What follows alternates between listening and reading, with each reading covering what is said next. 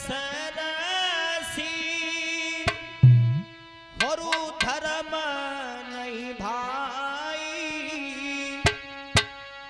पर पीड़ा सम नहीं अधुमाई।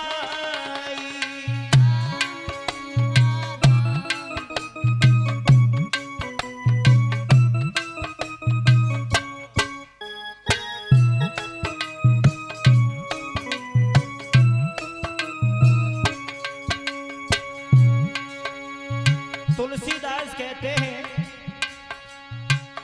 परहित सरसी धर्म नहीं भाई, पर पीड़ा सम नहीं अधुमाई।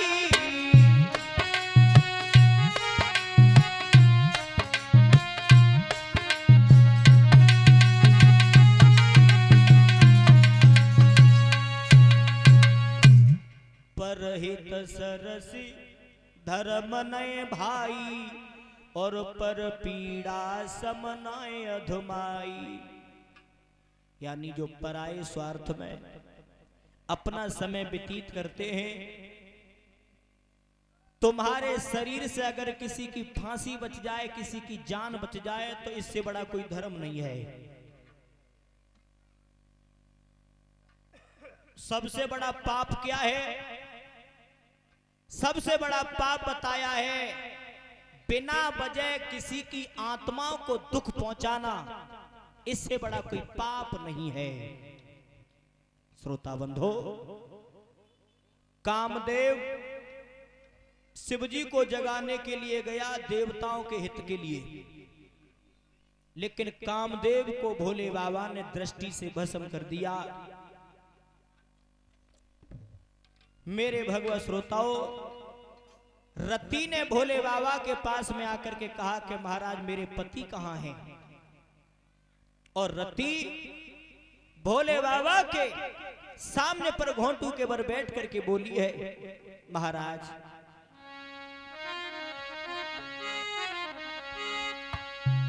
कि मेरी अर्ज सुनो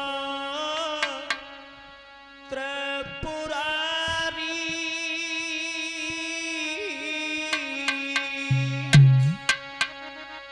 और पति बिना जीवन की ख्वारी। मेरी अर्ज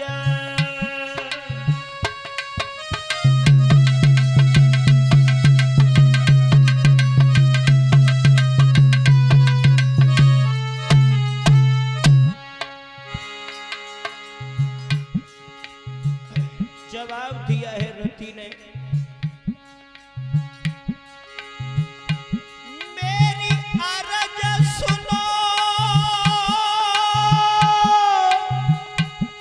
त्रिपुरारी,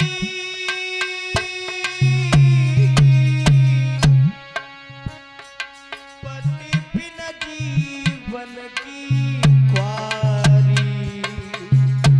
मेरी अर्ज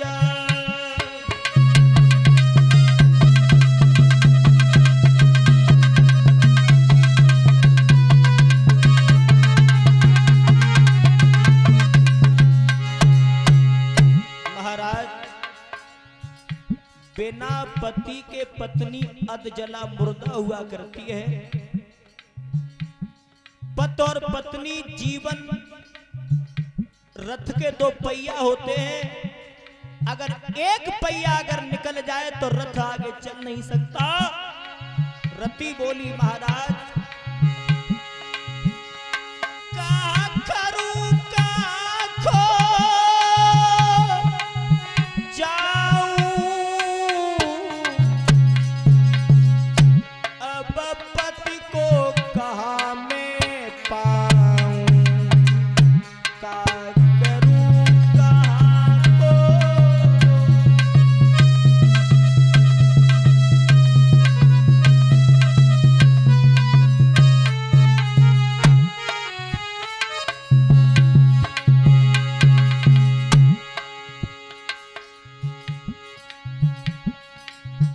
रति बोली, महाराज मेरा पति मुझे कब मिलेगा।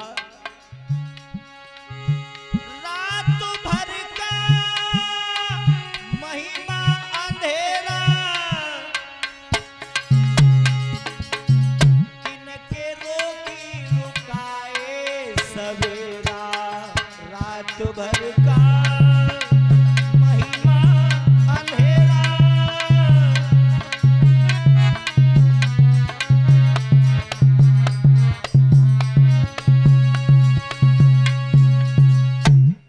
भोले बाबा ने जवाब दिया है, रति तेरा पति मर चुका है और तेरा पति इस जन्म में तो अब नहीं मिल सकता। कब मिलेगा महाराज? तो शिवजी ने जवाब दिया है, रति सुन, जब यदुवंश कृष्ण अवतारा और हुए हरण महामय भारा। कृष्ण तने हुए पति तुम्हारा और झूठा होए न बचन हमारा। द्वापर के युग में कन्हैया का अवतार होगा और कन्हैया के जो पुत्र होंगे वही तुम्हारे पति बनेंगे। रति इतना लंबा वायदा लेकर के चली आई, इतना इंतजार किया था रति ने द्वापर का। श्रोताओ, श्री सुखदेव जी समझाते राजन परीक्षित, इधर हेमांचल महाराज ने विवाह का समय नजदीक आ गया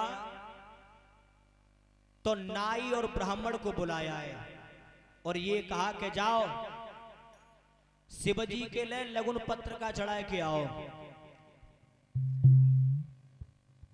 पहले कछु परंपरा ऐसी थी जो नाई और ब्राह्मण ही ले जाते लगुन पत्रिका को, भी ले जाते ना। हाँ, तो नाई और ब्राह्मण चले लगुन पत्रिका लेके कैलाश पर्वत के लिए। सो पंडित जी ने कही नाई से, हो भैया जी बता झोला ले आओ, झोला के क्यों? के राजा की लड़की की लगुन पत्रिका लेके जा रहे हो, पलंग ते दक्षिणा मिले वह काय में रखे हो। जवाब दो, चलो हमने तो जी सुनी है कि जो हम लगुन पत्रिका चढ़ावे जा रहे हैं वो लड़का ना है, वो कऊ जमाने को बाबा है। दोनों आगे चले। बहुत समय वो चंत जैसी कैलाश पर्वत के पास में पहुंचे।